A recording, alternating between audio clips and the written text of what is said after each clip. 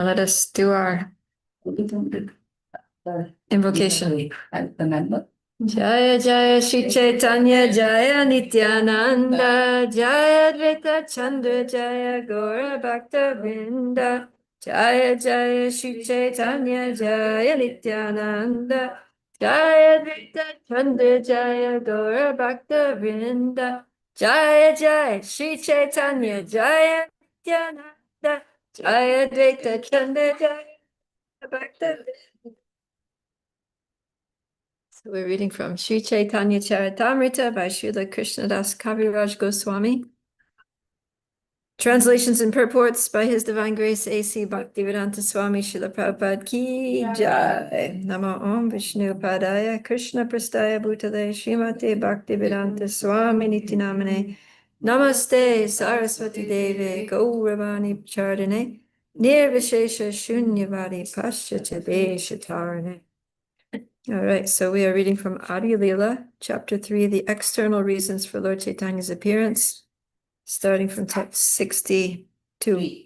62? 60. Yes. I think we didn't read 62, did we? No, we need to do 63. Okay, we stopped it. Okay, so we're talking about Lord Chaitanya. Krishna's Kaviraj is unpacking the verse, Krishna Varna Tvisha Krishna Sango Pangasta Parshanam. Yagyai Sankirtana Praya Yajanti Hi Sumeda Saha. Explaining about Lord Chaitanya's golden complexion, how he's not blackish, but he's Krishna himself. He's in the same category as Krishna. In fact, he is Krishna, and he's always chanting Krishna. So same Varna. Yeah. Different ashram. So yeah. So we ended here with 62. Raising his arms, chanting the holy name, looking upon all with deep love. He drives away all sins and floods everyone with love of Godhead. So let's start from 63. Smita loka shokam harati jagatam yasya parito giram tu praramba kushala patalim palavayati padalamba kamva pranayati nahi prema nivaham Sadevas Chaitanya Kritir Atitaram Na Kripayatu. Mother Vadingi.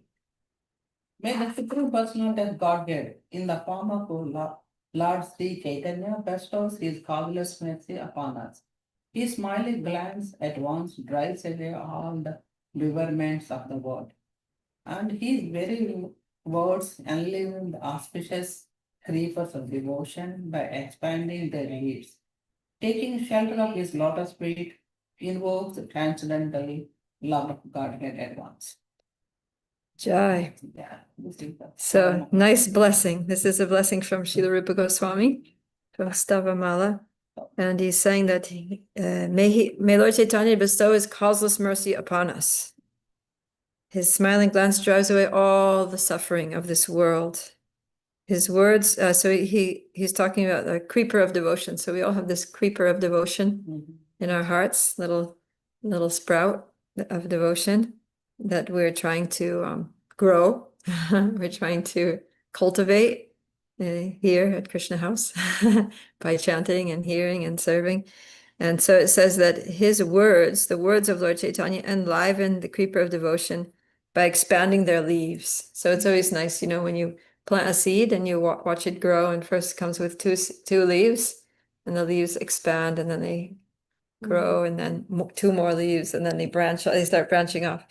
So yeah, so we want that to happen with our bhakti lata, right? We want it to keep growing new leaves and growing more leaves and going up to the Goloka Vrindavan. Okay, text 64. Shri Anga Shri Mukaye Kare Darashana Tara Papa Kshaya Haya Paya Premadana. Bhagati. Anyone who looks upon his beautiful body or beautiful face becomes freed from all sins and obtain the wealth of love of God. Jai, just by looking at him. The power of Lord Chaitanya. Just by seeing his beautiful transcendental form and features, we get free from sins. And Paya Prema Dana, we get the wealth of love for Krishna. 64. So it's good to go see Lord Chaitanya every day. We have Gaurnitai here, we have Gaurnitai there. Or we can just close our eyes and imagine the beautiful form of Sri Chaitanya Mahaprabhu. 65. Anya avatare sabha sainya shastra sange Chaitanya Krishna sainya anga upange.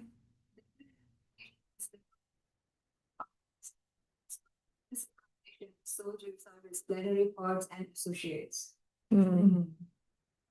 Yeah, so he didn't have armies like Krishna had his armies, right? When the Battle of Kurukshetra, there was he went to Duryodhana and Arjuna and he said, okay, one of you can have me. I'm not going to fight, but you can have me. Anyway, I'm kind of useless, but you can have me. And the other side can have all my armies, which was like vast armies with infantry, with weapons and elephants and chariots and so many akshahinis. And Duryodhana was so stupid, he thought, I'll take the army. And Arjuna was like, bro, I'm getting Krishna.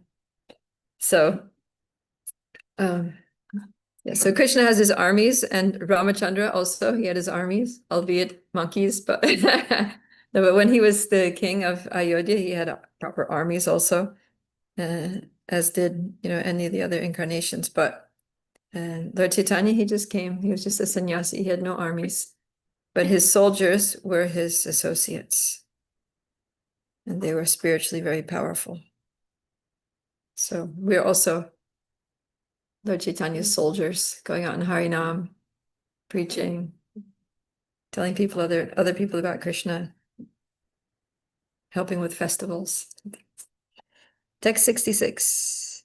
Sadopasya Shriman Drita Manujakaya Pranayitam Vahadbir Girvana Girisha Parameshti Prabrittibi Swabhaktebhya Sudham Nija Bhajana Mudram Upadishan Sachaitanya Kime Punar Apidushor Yasyati Padam.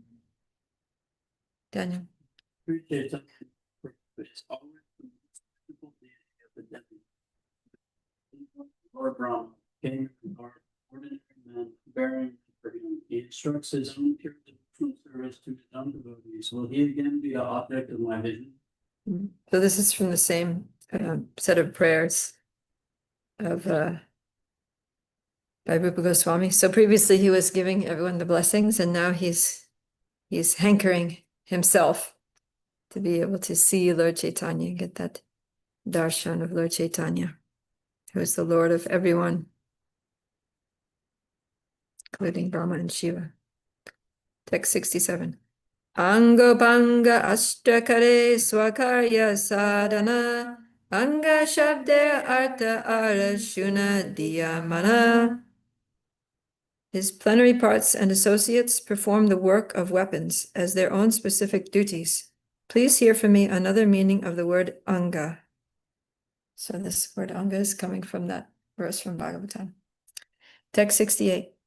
Anga shabde amshakahe shastra paramana angera avayava upanga vyakyana. Nikesh? According to the evidence of the revealed scriptures, a bodily limb, anga, is also called a part, amsa, and a part of a limb is called a particular part, upanga.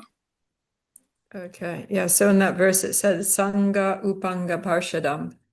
So he's got his angas and he's got his upangas. He's saying like a limb is an anga and an upanga is a part of a limb. So some of his associates were very powerful, right? Like the arm, and others were like the fingers. They were also very useful, but not so strong. Text 69. Narayanastvam nahi sarvadehinam Atmas yadi shakila loka sakshi Narayanam gam narabhuchalayanat Tachtapi satyam natavaiva maya. Lavanga, do you know where we are? O Lord of Lords, you are the sphere of all creation. You are indeed everyone's dearest life. Are you not therefore my father, Narayana? Narayana refers to one whose abode is in the water born from Nara, Garbhodakashayi Vishnu, and that Narayana is your plenary portion. All your plenary portions are transcendental. They are absolute and are not creations of Maya. Purport. This text was spoken to Lord Krishna by Brahma in Srimad Bhagavatam, Canto 10, Chapter 14, Text 14. Yeah, so this is right after Brahma Vimohan Lila, when Brahma was offering his prayers to Krishna in Vrindavan after stealing the cowherd boys and cowherd calves and realizing what a fool he was and offering his obeisances and prayers and asking for forgiveness. And he's saying, "You're my father, Narayan," because Brahma, his worshipable deity is Narayan, and also Brahma was born from Lord Vishnu, right, from the navel of Garbhodakshaya Vishnu. So he's thinking, Krishna, you are the same as you're my father. So father forgives the son, please forgive me, like that. Text 70. Jala Shayi Antaryami Ye Narayana Seho Tomar Amsha Tumi Mula Narayana. The manifestation of the Narayana, who predominates in everyone's heart, as well as Narayana, who lives in the waters of Karuna, Garbha, and Shiro, is your plenary portion. You are therefore the original Narayana. So here Krishnadas Kaviraj is saying this in relation to Lord Caitanya, that Lord Caitanya is the original Narayan, that the Karna, Garbhodakshaya, Kshirodakshaya Vishnus emanate from him. Okay, text 71. Anga Shabde Amsha Kahe Seho Satyahaya Maya Kaya Nahe Sabachira Nandamaya. The word Anga indeed refers to plenary portion. Such manifestations should never be considered products of material nature, for they are all transcendental, full of knowledge and full of bliss. Purport. In the material world, if a fragment is taken from an original object, the original object is reduced by the removal of that fragment. But the Supreme Personality of Godhead is not at all affected by the actions of Maya. The Isha Upanishad says, Om Purnamada Purnamidam Purnat Purnamudachite Purnasya Purnamadaya Purnameva Vishishyate. The personality of God is perfect and complete. And because he is completely perfect, all emanations from him, such as this phenomenal world, are perfectly equipped as complete wholes. Whatever is produced of the complete whole is also complete in itself. Because he is the complete whole, even though so many complete units emanate from him, he remains the complete balance. Sri Upanishad Invocation. In the realm of the absolute, 1 plus 1 equals 1 and 1 minus 1 equals 1. Therefore, one should not conceive of a fragment of the Supreme Lord in the material sense. In the spiritual world, there is no influence of the material energy or material calculations of fragments. In the 15th chapter of the Bhagavad Gita, the Lord says that the living entities are his parts and parcels. There are innumerable living entities throughout the material and spiritual universes, but still Lord Krishna is full in himself. To think that God has lost his personality because his many parts and parcels are distributed all over the universe is an illusion. That is a material calculation. Such calculations are possible only under the influence of the material energy, Maya. In the spiritual world, the material energy is conspicuous only by its absence. In the category of Vishnu Tattva, there is no loss of power from one expansion to the next, any more than there is a loss of illumination as one candle kindles another.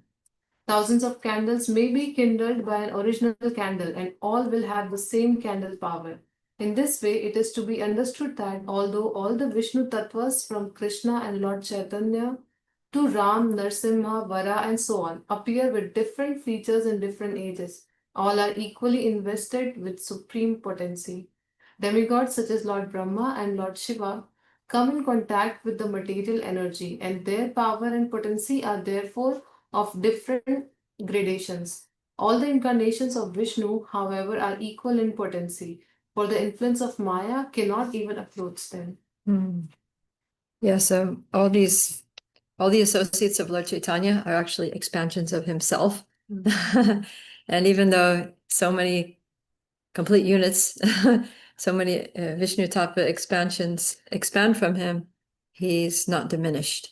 He doesn't become less by having expansions. And yeah, it's interesting how we're talking about the different expansions of Narayan, right? Karna Dakshaya Vishnu, Garbha Dakshaya Vishnu, and Shira Dakshaya Vishnu. And they're all basically eternal associates of Lord Chaitanya, right? They're all his angas, they're all his associates, because Mahavishnu appears as Advaita Acharya together with Lord Shiva. So they're there helping. Advaita Acharya is assisting Lord Chaitanya in his pastimes. And Brahma is also there as Haridas Thakur. So all of these different expansions and eternal associates of the Lord, they come in Caitanya Lila and they become his angas. But they're all expansions of him in different forms, different potencies. Right? Some are arms and some are fingers. Okay. Next, very useful. Yeah. Without fingers, the arm is not so useful, right?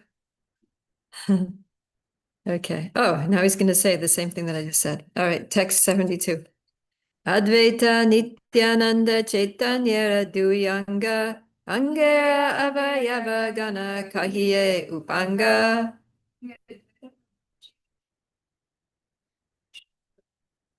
Thus they are limbs, those of his body. The parts of these two limbs are called the Upangas. Okay, text 73.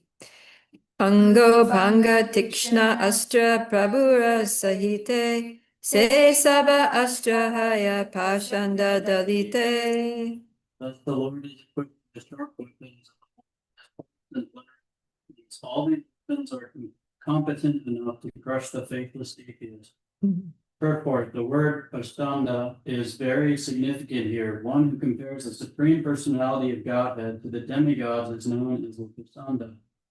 Pasandas try to bring the Supreme Lord down to a mundane level. Sometimes they create their own imaginary God or accept his ordinary person as God and advertise him as equal to the Supreme Personality of Godhead. That they present someone as the next incarnation of Lord Chaitanya or Krishna. Although these activities are all contradictory to those of a genuine incarnation, and thus they fool the innocent public.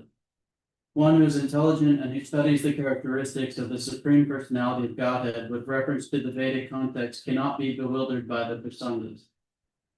Pasandas or atheists cannot understand the pastimes of the Supreme Lord or transcendental loving service to the Lord. They think that devotional service is no better than ordinary fruitive activities. As the Bhagavad Gita 4:8 confirms, however, the Supreme Personality of Godhead and his devotees saving the righteous and chastising the miscreants. Paritranaya sadhunam vinashaya chadushkritam. Always curb these nonsensical atheists. Miscreants always want to deny the Supreme Personality of Godhead and put stumbling blocks in the path of devotional service. The Lord sends his bona fide representatives and appears himself to curb this nonsense. All right. So all these associates of the Lord are like sharp weapons, which crush the faithless atheists. So yeah, there's a lot of atheists, especially nowadays in the world. People who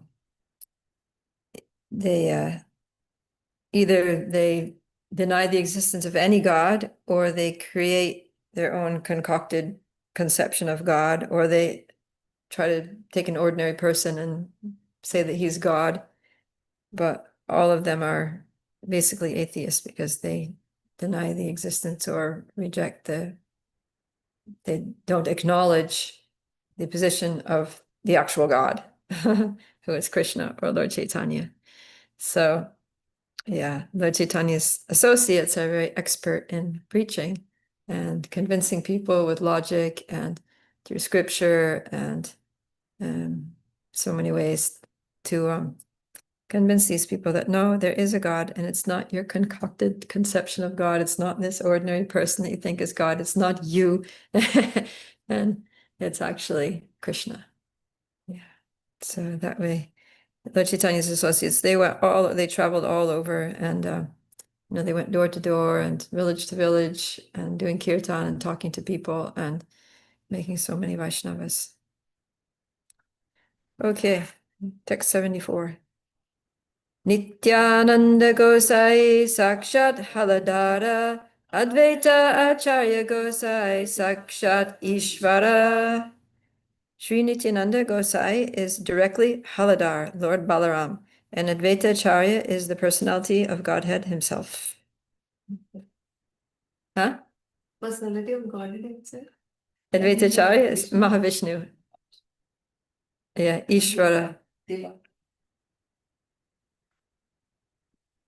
Text 75. Shivasadi Parishada Sanya Sangelana Dui Sena Pati Bule Kirtana Kariya.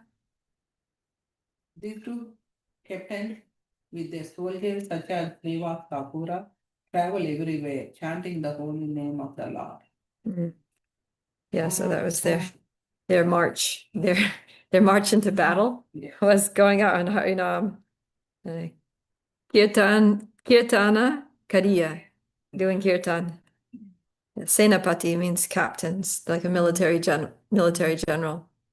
So there's one famous verse from the Caitanya Bhagavat in which Lord Chaitanya says, I think it's Lord Chaitanya says that after his departure there will appear one. He said, Mora Senapati Bhakta. He says those words. He said that my devotee, empowered devotee, will come and he'll be like a military general, and he will go all over the world and conquer atheism and impersonalism and establish Krishna consciousness, establish the path of bhakti. And that was Lord Chaitanya's own prediction of Srila Prabhupada coming. Yeah.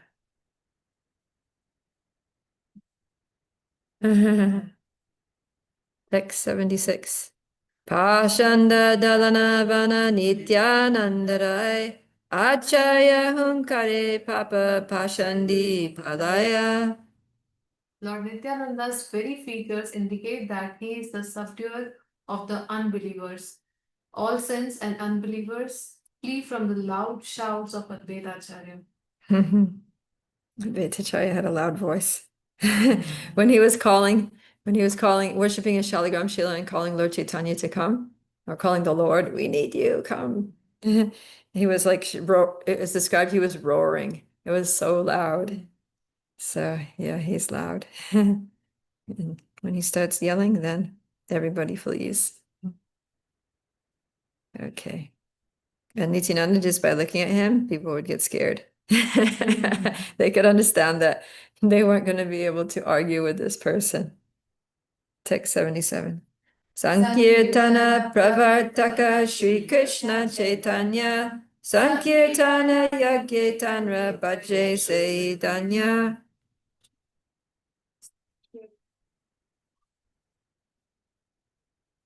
One who worships him through Sankirtan is fortunate indeed.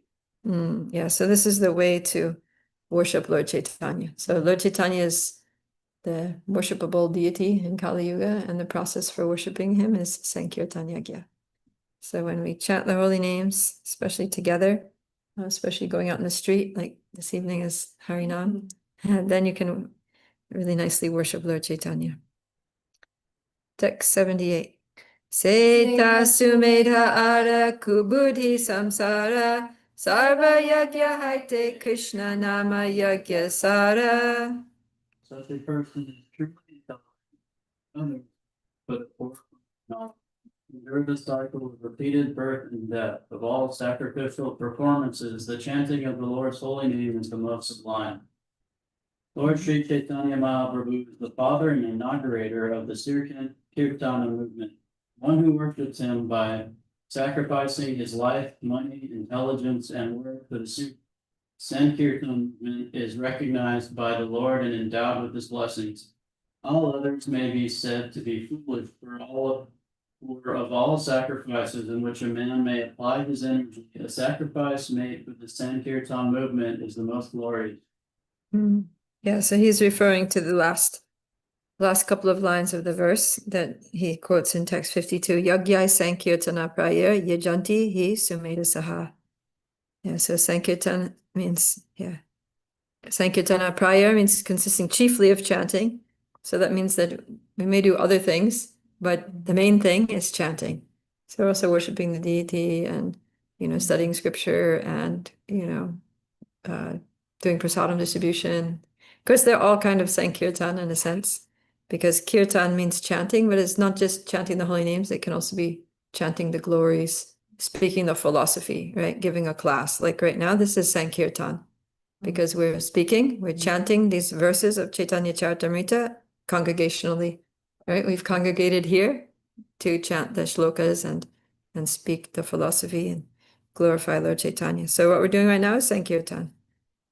And so this is also, So Sankirtana prayer, yajanti, worship, sumeda saha, means people who have good intelligence, right? Medha means intelligence, and su means good or auspicious or fortunate.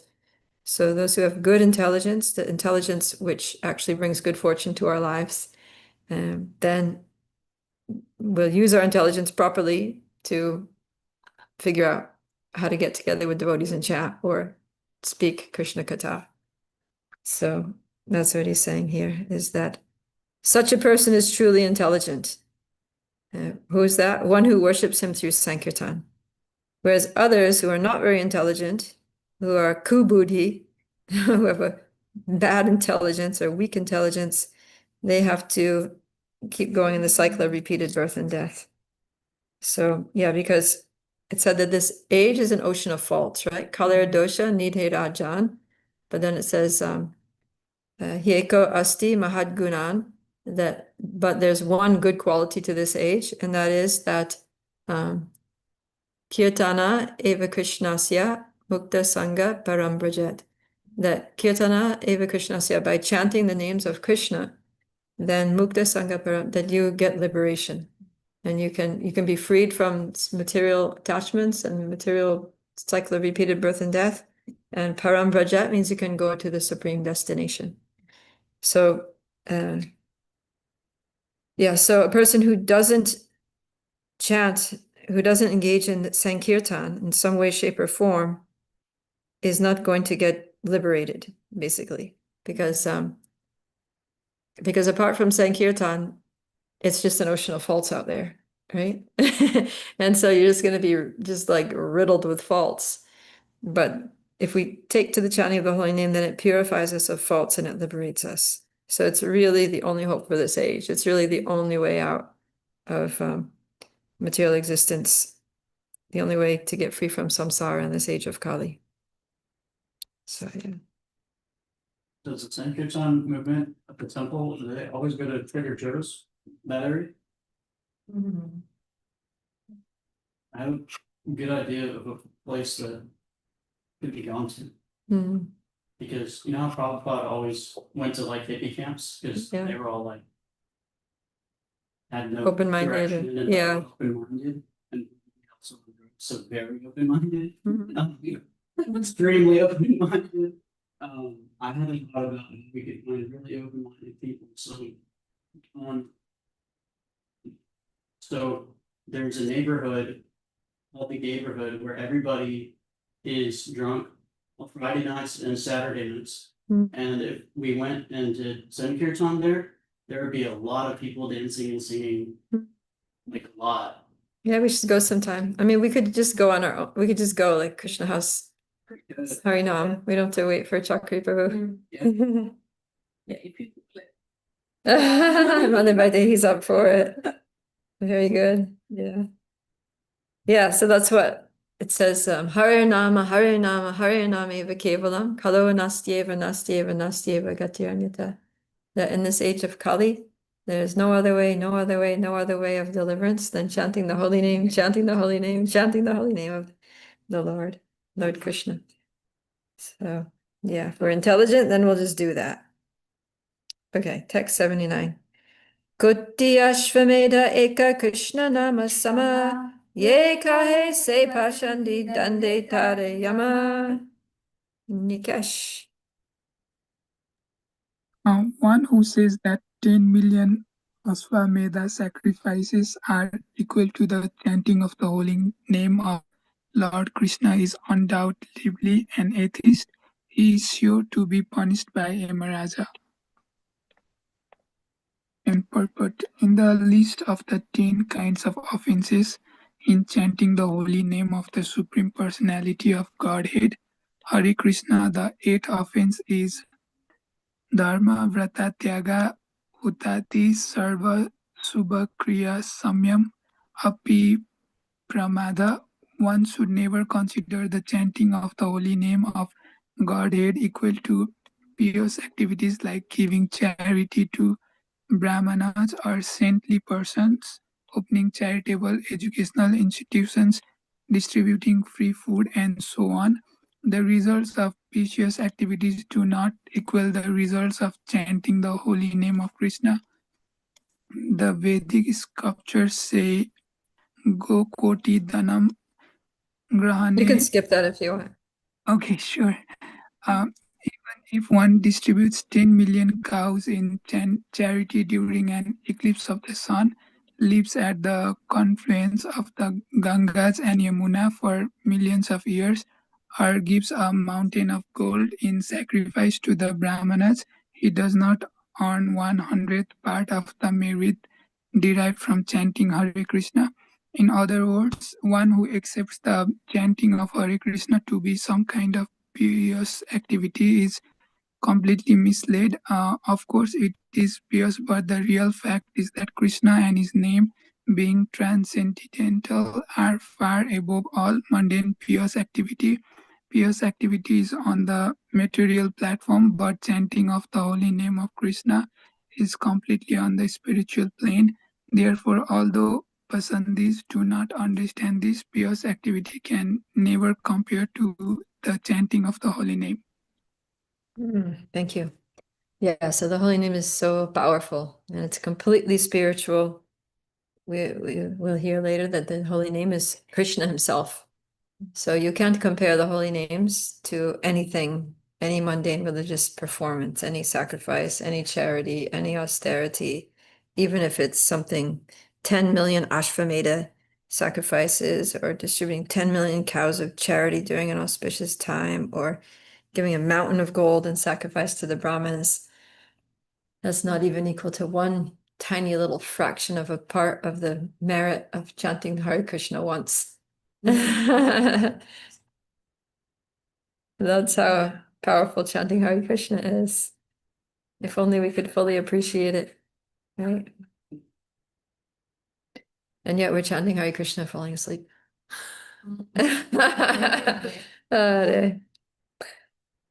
Okay, text 80. Bhagavata Sandarbha Grantera Mangala Charane Eshloka Jiva Gosai Kariyachena Vyakyane. Lavanga. In the auspicious introduction to the Bhagavad Sandarbha, Srila Jiva Goswami has given the following verse as an explanation. Okay, so now Jiva Goswami is going to say something about this.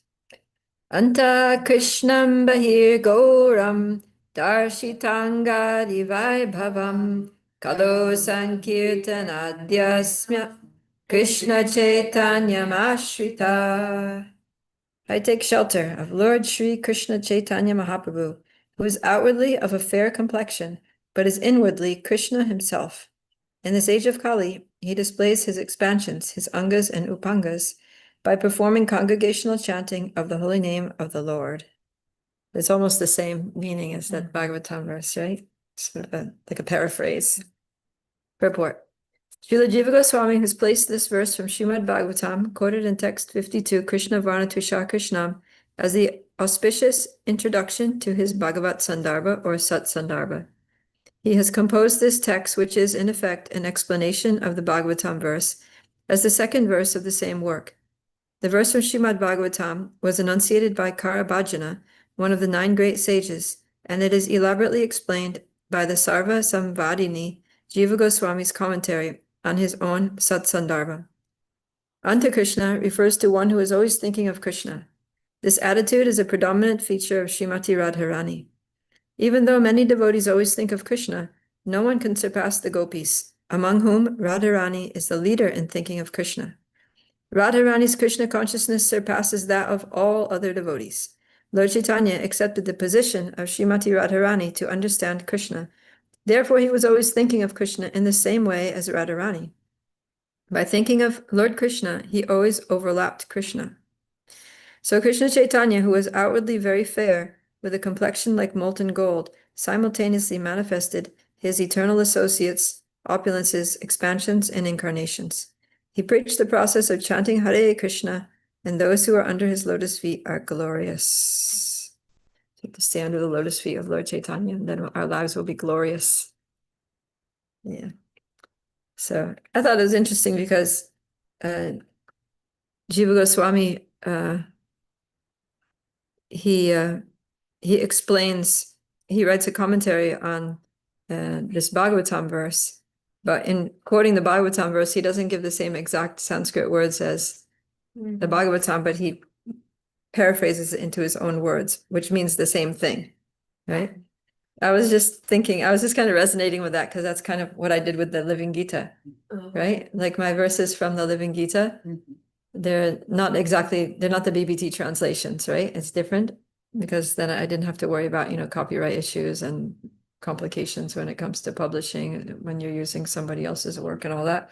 So then basically I wrote them in my own words, but it means the same thing. Meaning is the same, but the words are different. So Jiva Goswami did the same thing.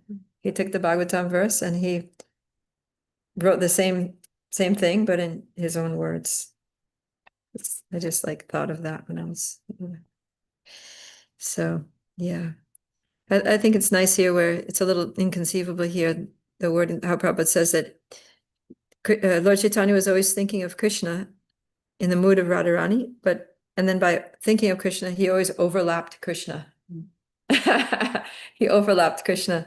So yeah, in one sense, Lord Chaitanya is Krishna, but he's Krishna plus. Because he's Krishna with the mood of Radharani. He's more than Krishna. So sometimes we say Lord Chaitanya is Krishna, but actually Lord Chaitanya is more than Krishna. Because he has that compassionate mood. So see, when Krishna came, he had all the powers of God, and he displayed those powers in different occasions. But when it came to distributing bhakti, he was a little discriminative, right? The verse from after first of all, he says, he gives some prerequisites, right? That sarva dharma parityajya mame kamsha, that first of all, surrender. When you surrender, only when you surrender, then I'll free you from your sinful reactions. Otherwise, no deal. Whereas Lord Chaitanya, he didn't demand surrender. He just said, and he didn't just give freedom from sinful reactions, he gave prema bhakti. So he gave something much more valuable than liberation. Freedom from sins, freedom from reactions basically means liberation, right? Because when we don't have any more karma, we don't have anything tying us down here, we can leave. So basically Krishna is saying, you surrender to me, I liberate you. But Lord Chaitanya, when Lord Chaitanya came, he said, you know what, I'm going to give you something a lot better than liberation. I'm going to give you pure love for Krishna, prema bhakti, and you don't even have to surrender. Just take. Yeah, just chant the holy names, just dance in ecstasy, and just, follow me. Here it is. So, and that's because why was Krishna as Lord Chaitanya giving that highest thing, and to people who are totally unqualified, not just that they didn't surrender, but the Kali Yuga, right? To the Jugais and Muddais, people who had never done any pious activity at all, and he was just giving them pure bhakti. So that's Radharani's mood, that she's the compassionate energy of the Lord. And also because she's the Hladini Shakti, she's the pleasure-giving potency of the Lord. And she knows that Krishna is not happy when his parts and parcels are suffering here in the material world, suffering the threefold miseries, taking birth, dying, suffering in between. Taking birth, suffering, dying, taking birth, suffering, dying. That's basically what we're doing. So Krishna sees his parts and parcels going through this repeatedly, and he's just like, when are they ever gonna like get out of this crazy mess and come home, right? Like a parent who's has a runaway child and they're just being rebellious and defiant, and they cut themselves off from the parents. Parents are wondering when are they going to come to their senses and just come home and stop like living their crazy, miserable life on the street. So yeah, so Krishna is not happy. So when Lord Chaitanya comes, he comes with the mood of Radharani, and Radharani's mood is to make Krishna happy at all costs, right? Whatever it takes, I am going to make Krishna happy if that's the purpose of my existence, right? So then Lord Chaitanya's like, well, we need to bring these souls back to Godhead somehow or other, whether they deserve it or not. We'll just give them the mercy, causeless mercy. So that's Lord Chaitanya's mood. So in that way, in some ways, he overlaps or overtakes Krishna, right? If they're like running in a race, maybe Krishna starts off first, but Lord Chaitanya passes him. He surpasses him because his mood is so exceptional. He's Radha and Krishna together. Of course, Krishna's never without Radharani in one sense. So, Radharani's always around. So it's not like Krishna is without that compassionate mood, just that they're separate. Two different personalities. Okay, text 82. Upa Puraneha Shunik Shri Krishna Vachana Kripa Kari Vyasa Pratikara Chena Katana. We hear Sri Krishna showing his mercy to the Vyasadeva by speaking to him as follows.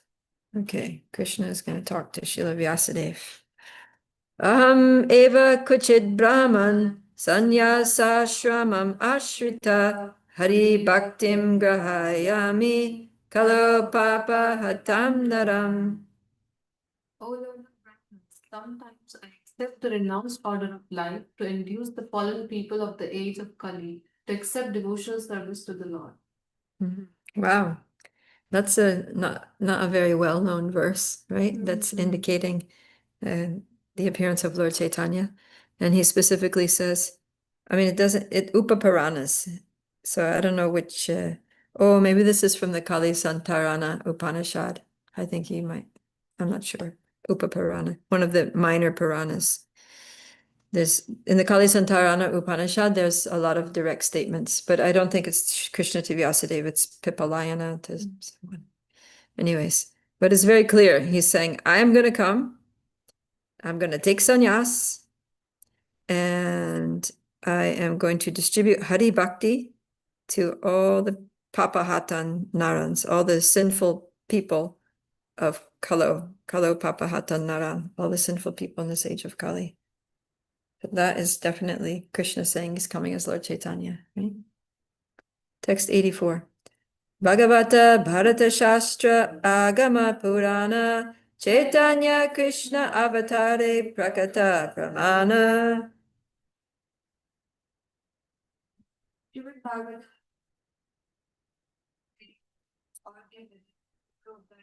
Krishna Chaitanya Mahaprabhu is the incarnation of Krishna.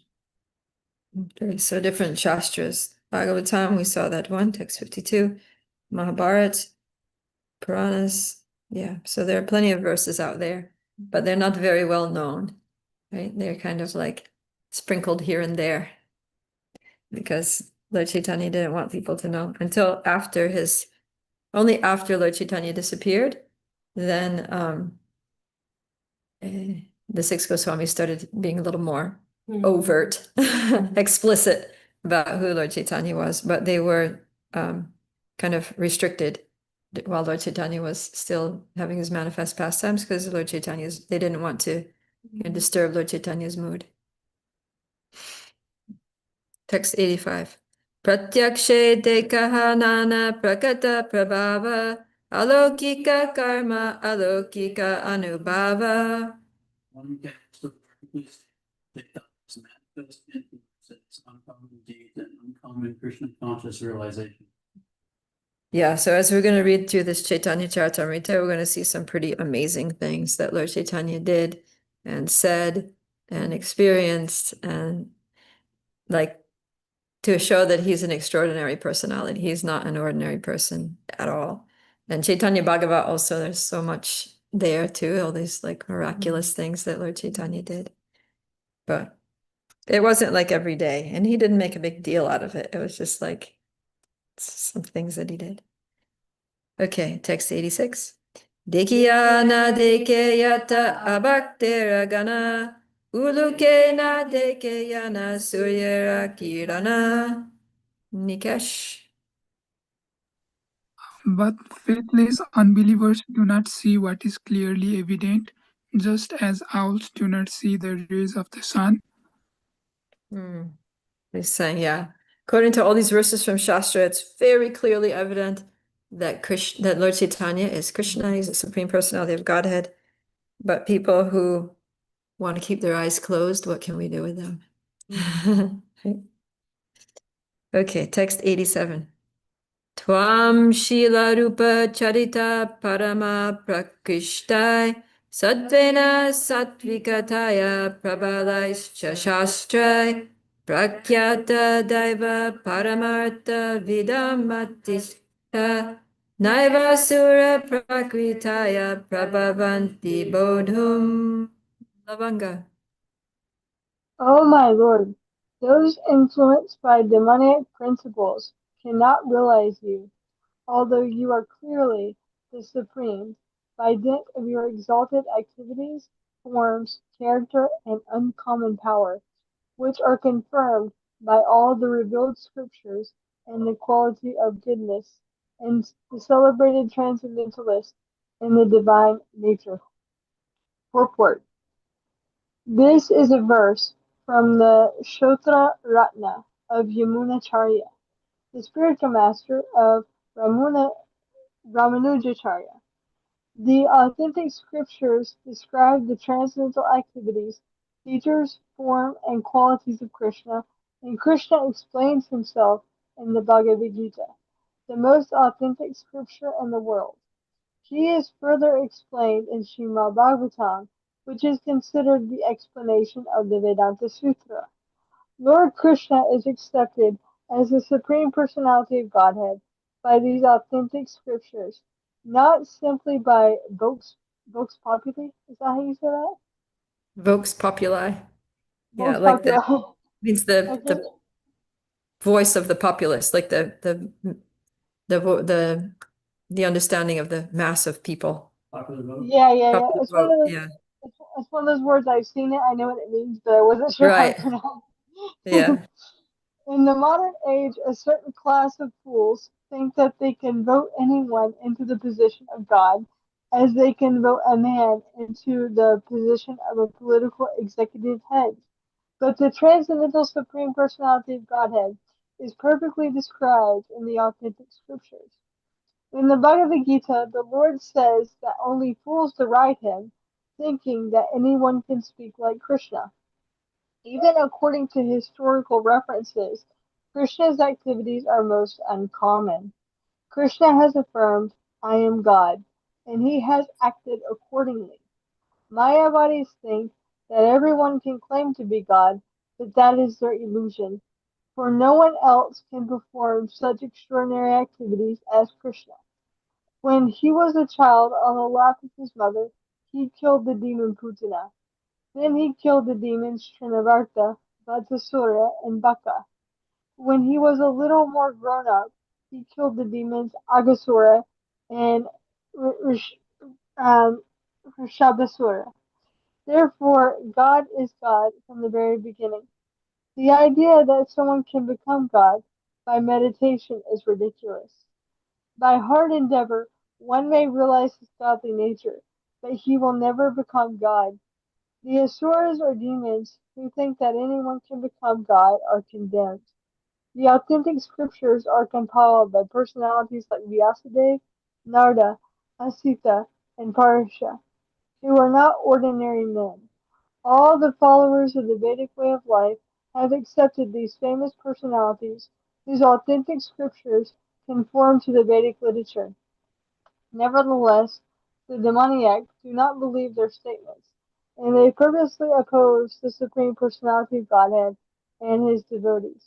Today it is fashionable for common men to write whimsical words as so-called incarnations of God and be accepted as authentic by other common men.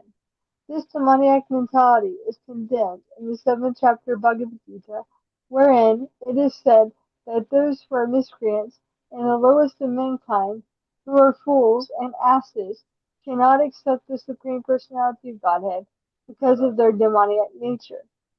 They are compared to ulukas, or owls, who cannot open their eyes in the sunlight. Because they cannot bear the sunlight, they hide themselves from it and never see it. They cannot believe that there is such illumination. Thank you. Yeah, so this verse gives us some little hints at how we can actually know God, how we can know Krishna, and that is that we need to develop divine qualities. Right? He's saying that people who are influenced by demoniac principles cannot realize you. But he says that, but you are, yeah. So, but celebrated transcendentalists in the divine nature, they can clearly understand him. So, and they can reveal him to others. So, yeah, sometimes people, they're doing all kinds of nonsense, all kinds of sinful activities, being very harsh and rude and atheistic. And they're like, show me God. I don't believe in God. I can't see God. I've had no experience of God in this life, like, and there is no God. So it's like, yeah, because God's not going to reveal himself to somebody who's demoniac, right? Whereas if somebody's like has saintly qualities, they have, very godly qualities, and they're humble, and they're, submissive, and they have a nice service attitude, and they approach, a genuine spiritual teacher for knowledge, then they're going to be able to understand. It's going to be very clear, very obvious, just like seeing the sun in the sky. But people, by their, bad choices to live demoniac lifestyles, they have their eyes sealed shut. And even though the sun is rising, they can't see it. So they deny, no, there's no sun. All I see is darkness.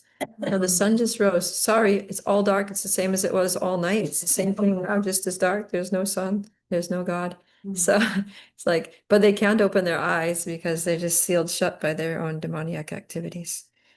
So it's like Bhaktisiddhanta Saraswati Thakur once said that don't try to see God, but try to act in such a way that God will want to see you.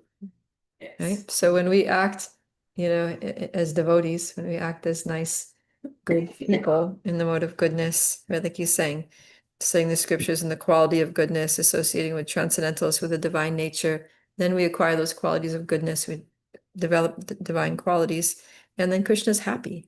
He becomes pleased that we're, having good people, that we're having faith, and then he reveals himself.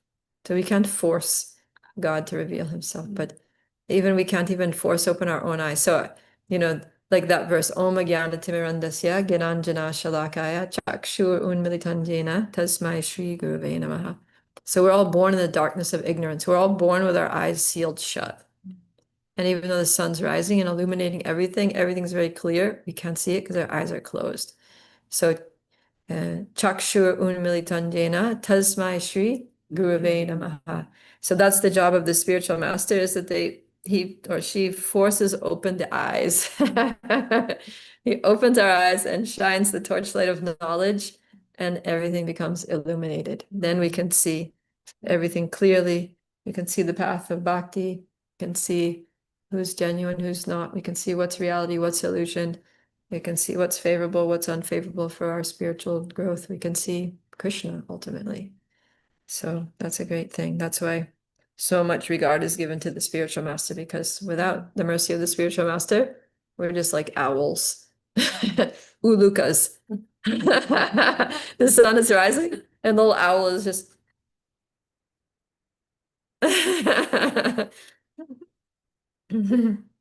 there's no sun, there's no God. And somebody comes along, open your eyes, little uluka. See the sun right there. Oh, wow.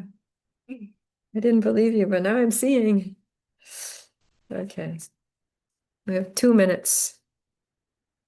maybe we can just read these next couple of verses. Text 88. Apana lukaite Krishna nana yatna kare tatapi tanhara bhakta janaye tanhare.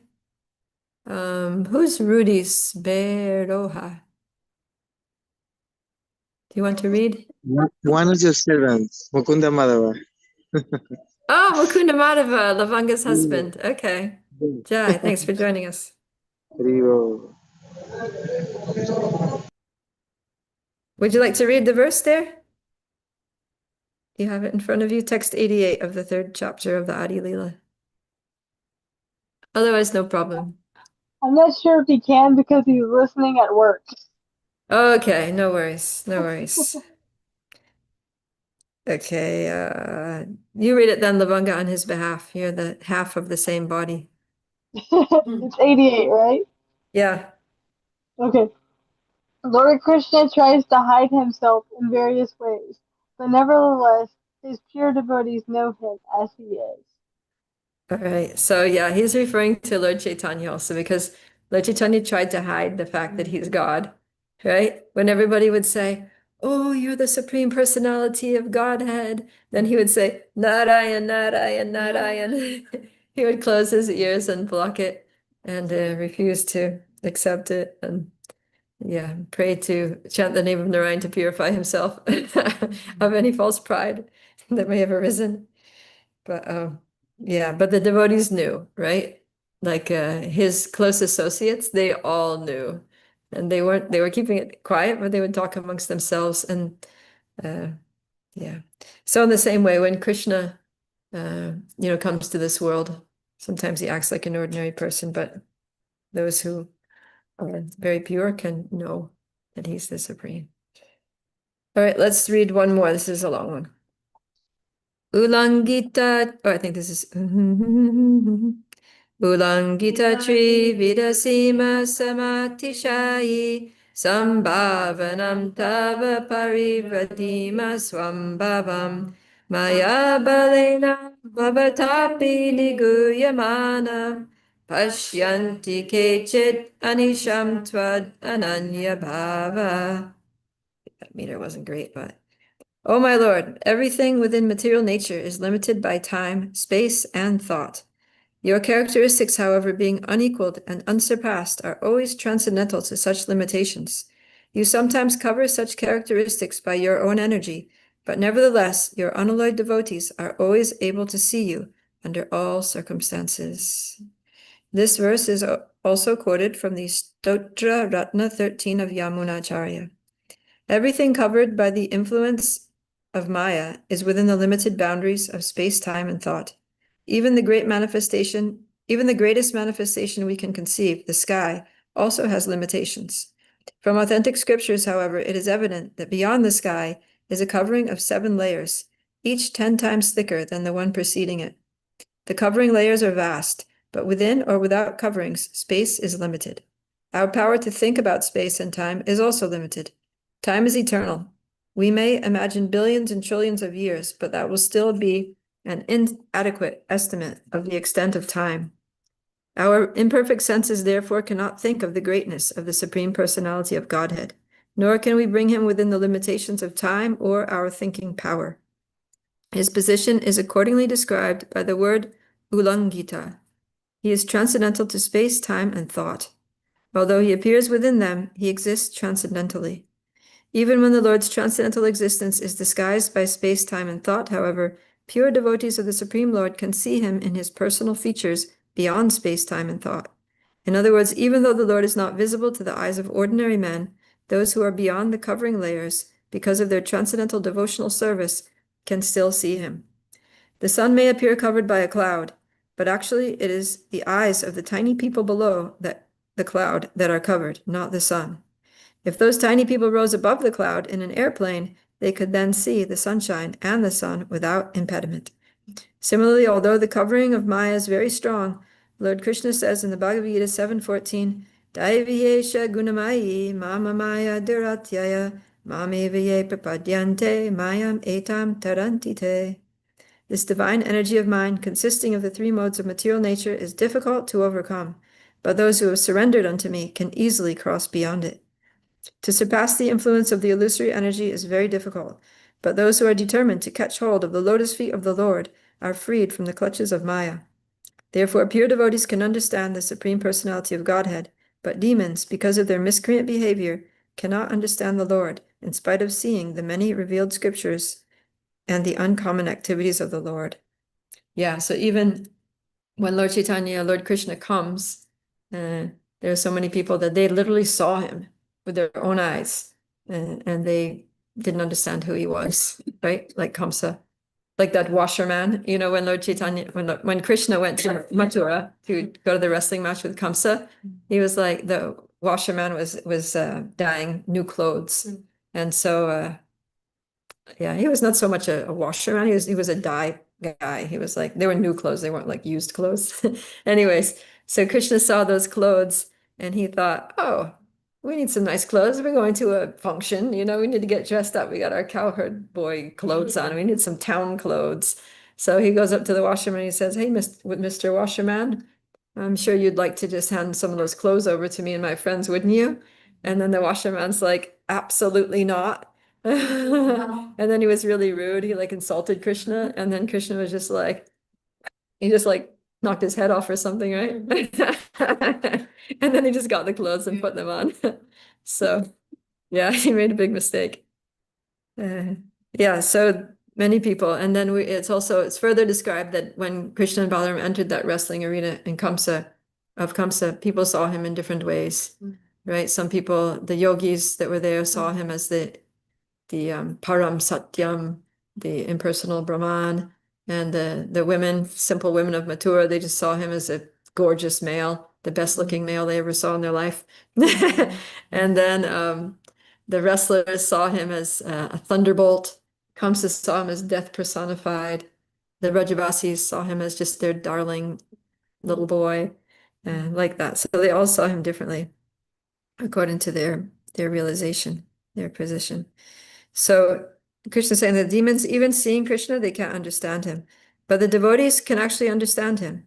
Because why? Because of their transcendental devotional service. So because they rise above the clouds, right? When we're under the clouds, all we look up and we just see dark gray clouds. We don't see the sun. But like Prabhupada said, you get in an airplane, you go above the clouds, you can see the sun. So we have to bring our consciousness above the clouds of the three modes of material nature, above our material desires and attachments and obsessions and, preoccupations, and just like, and that's what we're trying to do when we chant, right? When we chant Hare Krishna, we're trying to really just like bring our consciousness up to Krishna consciousness. And that's like everything that we do as devotees are just trying to elevate ourselves to Krishna consciousness. And it begins with chanting. So yeah, Rupa Goswami says that there's a famous verse from the Bhakti Rasamrita Sindhu. Atashi Krishna namadi nabhavedgrayam indriyai sevan mukehi jivado swayam eva sparatyada. So he says that not be perceived or understood by our material senses. But when we engage our senses in service, beginning with the tongue, by chanting the holy name and tasting Krishna prasadam, then our material disease is destroyed at the root, and we come to understand, the senses become purified, and we come to understand Krishna as he is, who Krishna really is, that he's God. So yeah, Swayam Eva Spuratyada. Spuratya means that he reveals himself. Krishna gives us a spurti, he gives us a revelation of who he actually is. When we make the effort to engage our tongues in chanting, taking food, only food that's offered to Krishna, then we get purified, and Krishna's like, all right, I see you're really trying hard. I see you've got like free from some material attachments and conceptions. So he starts to like open our eyes a little bit. We can see him for who he really is. So that's what happens as we go on in our devotional service. Even though Krishna is beyond space, time, and thought, he's literally beyond our ability to think of him, right? Because we're so limited and he's unlimited. So how can the limited beings understand the unlimited? Not possible. Only if the unlimited person gives us the ability. So that's what we're hoping for. That's what we're aspiring for. Lavanga, you have a question or comment? Yeah, Prabhu, you were mentioning how, even when Krishna was here, not everybody recognized him as Krishna. And it was making me think, I've heard this statement in two Bhagavatam classes in my life, so I wrote it down, that apparently the Portuguese saw Lord Nityananda. They've written it down. They were like traveling, how the Portuguese were traveling. And somebody apparently wrote it down and said, he's really, really tall and kind of golden complexion, and they treat him like one of their gods, and they call him Nityananda. Wow. Some like So, Portuguese travelers to India back in the day? like travelers, because like everybody was going to. People have been going to India for like ever for trading. So, Yeah, like traders. that's pretty cool. So it's in Wow. their history. Imagine you go on vacation to India back in, like the year 15. You go to Phuket and you're just walking along the beach, spreading out your beach towel, and all of a sudden this like glowing, golden, effulgent, tall sannyasi just comes running by going, Haribo, Haribo. That's gonna be something to write home about, right? Wow, very fortunate. Yeah, they must have done lifetimes of pious activities to be able to get that Sorry, what connection. see that someone met? Some Portuguese tourists or business people or whoever that went to India during the time of Lord Nityananda and Lord Chaitanya's manifest pastimes, they saw Lord Nityananda and they wrote in their journals about, yeah, we saw this amazing figure, this personality. He was tall and beautiful, and people were worshiping it like he was God, and they made a note of it. They would have gone back to God. And they specifically said, I mean, according to what Lavanga heard or read, is that he said, and they call him by the name Nityananda. Hmm. That's pretty cool. Yeah.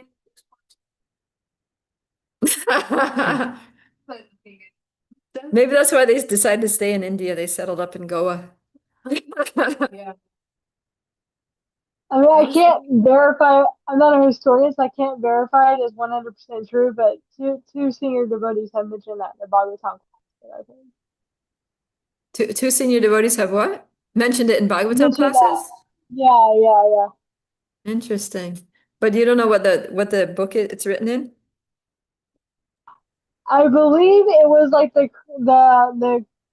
Chronicles. It was the Chronicles of something, and I can't remember the last word. Okay. The Chronicles. Well, to find out. That's very interesting. Oh, thank you for sharing. Yeah, so Lord Nityananda was a real personality who really walked on the real earth. Not just a mythology. Okay, we're getting late, so let's end. Thank you very much. Sri Chaitanya Charitamrita ki jai, Srila Prabhupada ki jai, Gaur Premanandi Hari Hari. Oh, I have to see. Haribo, Check thank this you. Oh, we have Jai Shri Ram back. Jai Shri Ram. And what did he say? Jai Shri Ram. Oh, but he's asking how can he contact? Okay. You can go to my Instagram or Facebook and message me. Okay, we're gonna finish here. Hare Krishna.